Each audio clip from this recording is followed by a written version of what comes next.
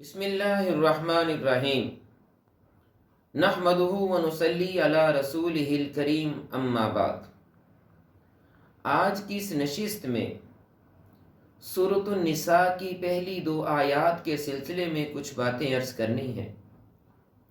ان 2 آیات میں اللہ تعالیٰ نے بنیادی طور پر 2 حقوق کو ذکر کیا ہے۔ نمبر 1 حقوق اللہ، نمبر 2 حقوق العباد۔ ابتدا میں اللہ تعالیٰ نے انسانیت کو حقوق اللہ کی طرف متوجہ کرتے ہوئے اپنی ربوبیت کا احساس دلایا ہے، اور ربوبیت کا احساس دلا کر اپنی قدرت کاملہ کو ذکر کیا ہے۔ اللہ فرماتے ہیں، ارے انسانوں دیکھو، اپنی ابتدا کی طرف ذرا غور کرو۔ اللہ تعالیٰ نے تم سب کو ایک جان سے پیدا کیا ہے، یعنی حضرت آدم علیہ السلام سے۔ پھر اللہ تعالیٰ نے حضرت آدم سے حضرت حوا کو پیدا کر دیا، اور پھر ان دونوں کو اللہ تعالیٰ نے ایک وقت تک کے لیے جنت میں رکھا، اور پھر ان کو زمین پر اتارا۔ اور اللہ فرماتے ہیں، جب ان کو ہم نے زمین پر اتارا تو ہم نے حضرت آدم اور حضرت حوا کے ذریعے سے پوری زمین پر انسانیت کو پھیلا دیا۔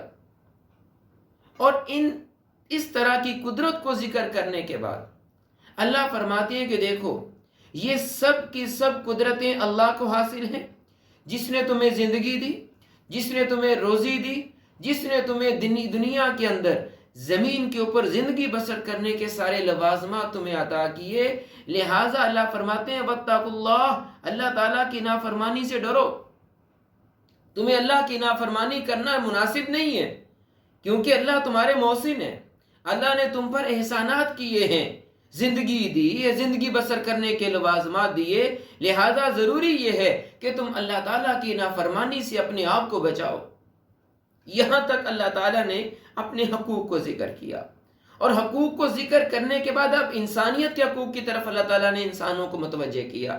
اللہ فرماتے ہیں، اس اللہ کی نافرمانی سے ڈرو جس کے نام پر تم ایک دوسرے سے حقوق مانگتے ہو۔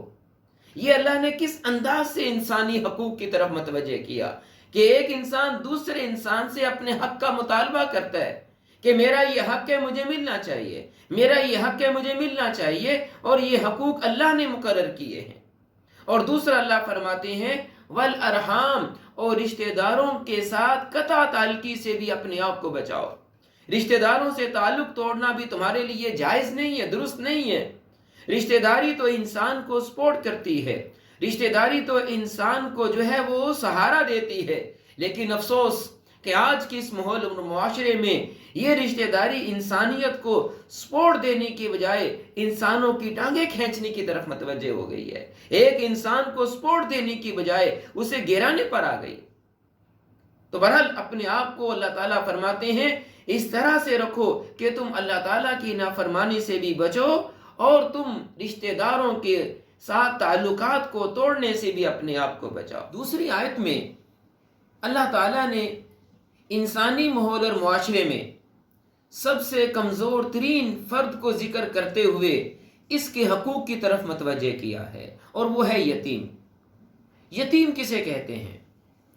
یتیم کے بارے میں علماء کرام نے فرمایا کہ یتیم کی تعریف یہ ہے، ایسی نابالغ اور چھوٹی اولاد جس کے ماں باپ میں سے کوئی ایک فوت ہو جائے، اس کو یتیم کہتے ہیں۔ دوسری جو تعریف ہے جس کو جمہور نے پسند کیا ہے، وہ یہ ہے کہ ایسی نابالغ اولاد جس کا باپ دنیا سے رخصت ہو جائے، اس کو یتیم کہتے ہیں۔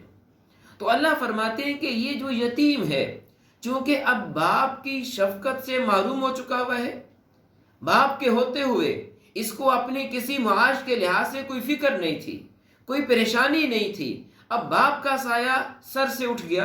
یہ اللہ تعالیٰ کی ایک حکمت ہے، اللہ کا ایک فیصلہ ہے۔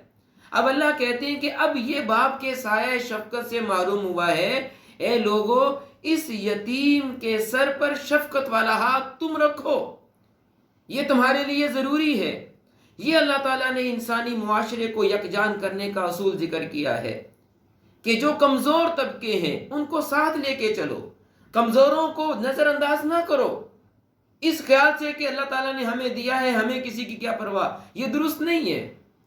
انسانی ماحول اور معاشرے میں ضروری یہ ہے کہ انسان دوسروں کے لیے اپنے آپ کو ہمدرد بنائے، دوسروں کا احساس اپنے دل کے اندر رکھے۔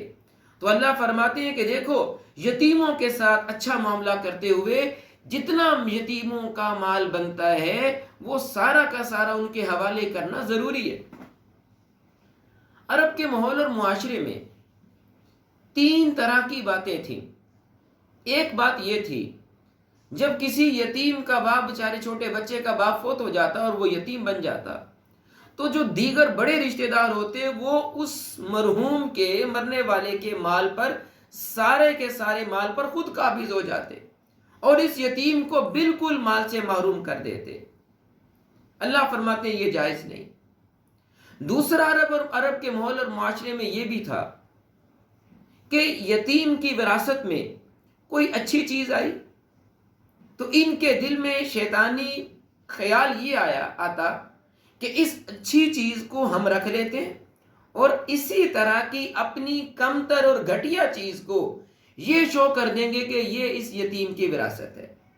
اللہ فرماتے ہیں کیوں دھوکہ دے رہے ہو، یہ تمہارے لیے جائز نہیں ہے کہ یتیم کی اچھی چیز کے بدلے میں اس کو ردی اور گھٹیا اور کمتر چیز دے دو، یہ تمہارے لیے جائز نہیں ہے۔ بھئی یہ تو تم پر ایک امانت ہے اور امانت میں خیانت کرنا یہ بالکل جائز اور درست نہیں ہے۔ تو اللہ فرماتے ہیں کہ دیکھو نہ تو تم یتیم کے مال پر خود قبضہ کرو، نمبر 2 نہ یتیم کی اچھی چیز کو اپنی گھٹیا چیز کے بدلے میں عوض جو ہے اس کو بدلو، یہ تمہارے لیے درست نہیں ہے۔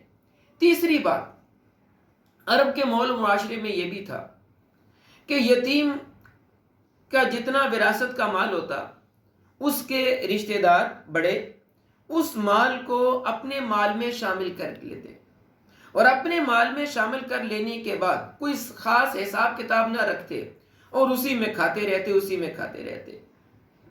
اللہ فرماتے ہیں کہ تمہارے لیے یہ بھی جائز نہیں ہے کہ تم یتیم کے مال کو اپنے مالوں کے ساتھ ملا کر کھانا شروع کر دو، بلکہ ضروری یہ ہے جتنا یتیم کا مال بنتا ہے اس کا تم حساب کتاب کر کے رکھو۔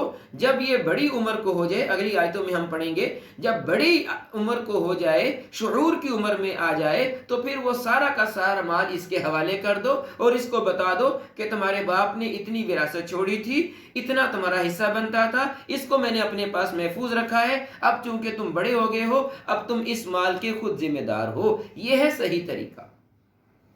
ایک طریقہ یہ بھی ان میں تھا کہ وہ اپنے اس یتیم کے مال میں جتنی وراثت بنتی اس کے مال کو اپنے کاروبار میں شامل کر لیتے اور کاروبار میں شامل کر کے اس پر سے بھی پروفٹ خود اپنے پاس رکھتے اور یتیم کو صرف یہ کہتے کہ بھئی تمہارا صرف اتنا مال ہے۔ مثال کے طور پر 1 لاکھ روپے یتیم کی وراثت تھی، وہ 1 لاکھ اپنے مال میں ملا لیا، کاروبار میں ملا لیا۔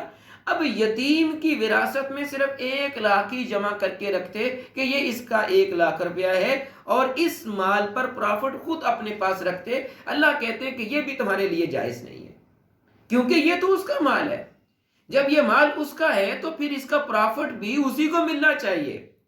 یہ تو نہیں ہے کہ تم اس یتیم کے مال پر پروفٹ تم اپنے پاس رکھ رہے ہو اور اس کو تم اس کے مال کو جو ہے مال کے پروفٹ کو تم اس کے حوالے نہیں کر رہے۔ یہ بھی تمہارا حقیقت میں ایسا ہی ہے کہ تم یتیم کے مال کے ساتھ جو ہے وہ یتیم کے مال کو اپنے مال کے ساتھ ملا کے کھا رہے ہو، یہ تمہارے لیے درست نہیں ہے۔ اللہ کہتے ہیں یہ سب گناہ کی باتیں ہیں۔ اب ذرا ترجمہ دیکھیے آیات کا۔ بسم اللہ الرحمن الرحیم۔ اللہ فرماتے ہیں یا ایھا الناس، اے لوگو، اتقوا ربکم الذی، اپنے رب کی نافرمانی سے ڈرو، خلقکم من نفس واحدہ، جس نے تمہیں ایک جان حضرت آدم سے پیدا کیا، وخلق منہا زوجہا، اور پیدا کیا اسی آدم سے اس کی بیوی حضرت حوا علیہ السلام کو، وَبَثَّ مِنْهُمَا رِجَالًا كَثِيرًا وَنِسَاءً، اور پھیلا دیا زمین پر اللہ تعالیٰ نے ان دونوں سے یعنی حضرت آدم اور حضرت حوا سے کیا پھیلا دیے؟ رِجَالًا كَثِيرًا، بہت سارے مرد، وَنِسَاءً، اور عورتیں۔ وَاتَّقُوا اللَّهَ الَّذِي تَسَاءَلُونَ بِهِ وَالْأَرْحَامَ، اور اللہ کی نافرمانی سے ڈرو جس کے نام پر تم ایک دوسرے سے حقوق مانگتے ہو، والارحام، اور رشتہ داری کے تعلقات کو توڑنے سے بھی اپنے آپ کو بچاؤ۔ ان اللہ کان علیکم رقیبا، بے شک اللہ تم پر نگرانی کر رہا ہے۔ دوسری آیت، وآتوا الیتام اموالہم، اور یتیموں کے ان کے مال دے دو، ولا تتبدلوا الخبیث بالطیب، اور اپنی گھٹیا چیز کو ان کی عمدہ چیز کے ساتھ نہ بدلو، ولا تأکلوا اموالہم الی اموالکم، اور اپنے اموال کو ان کے مالوں کے ساتھ ملا کر بھی نہ کھاؤ، انہو کان حوبا کبیرا، بے شک یہ بہت بڑا گناہ ہے۔ تو یہ سورۃ النساء کی پہلی 2 آیات کے حوالے سے کچھ باتیں عرض کی۔ انشاءاللہ اگلی ویڈیو میں اس کی مزید آیات کے حوالے سے کچھ باتیں عرض کی جائیں گی۔ اللہ عمل کی توفیق نصیب فرمائے۔ وما علینا الا البلاغ المبین۔